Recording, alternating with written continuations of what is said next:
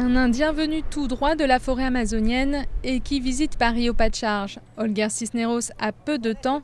Il a quitté l'Équateur une dizaine de jours pour venir en France et alerter l'opinion sur le sort de sa communauté. Les Indiens Quichua de Sarayaku vivent dans la forêt amazonienne, mais leurs terres ancestrales sont en effet menacées par l'exploitation de compagnies pétrolières. En France, il enchaîne les réunions et les colloques pour expliquer sans relâche la lutte pacifique de son peuple. L'instant est crucial car après presque 10 ans de résistance, la Cour interaméricaine des droits de l'homme s'apprête à statuer sur le cas opposant l'Équateur aux habitants de Sarayaku.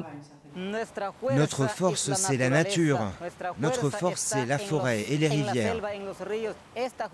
Cette jurisprudence pourrait avoir des répercussions importantes pour que les peuples indigènes soient consultés et qu'ils soient pris en compte en plein XXIe siècle. Tout a commencé en 2002, quand sur leur territoire, les Indiens voient débarquer des soldats et des centaines d'ouvriers d'une compagnie pétrolière argentine. Une intrusion que les Indiens ont eux-mêmes filmée. Et si le gouvernement équatorien était au courant de l'opération, les 1200 habitants n'ont jamais été consultés, contrairement à ce qu'exige la constitution équatorienne. Pourquoi vous nous faites ça, monsieur le colonel? Vous n'avez aucun droit de faire ça.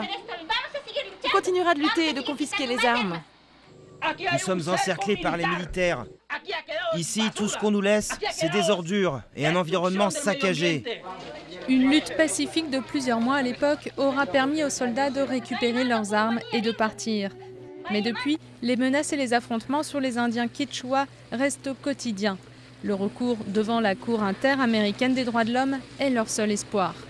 C'est une affaire fondamentale parce que c'est la première fois devant la Cour interaméricaine des droits de l'homme que les peuples autochtones essayent de faire condamner un État qui a accordé sur leurs territoires ancestraux des exploitations pour des concessions pétrolières. Ça aura des répercussions pas uniquement sur Sarayaku, sinon sur tous les peuples autochtones de l'Équateur, mais aussi sur tous les peuples autochtones du continent américain.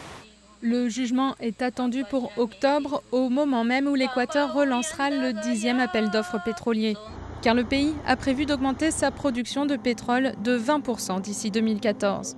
Une menace qui provoquerait la disparition de millions d'hectares de forêts primaires, terres ancestrales de plusieurs milliers d'Indiens.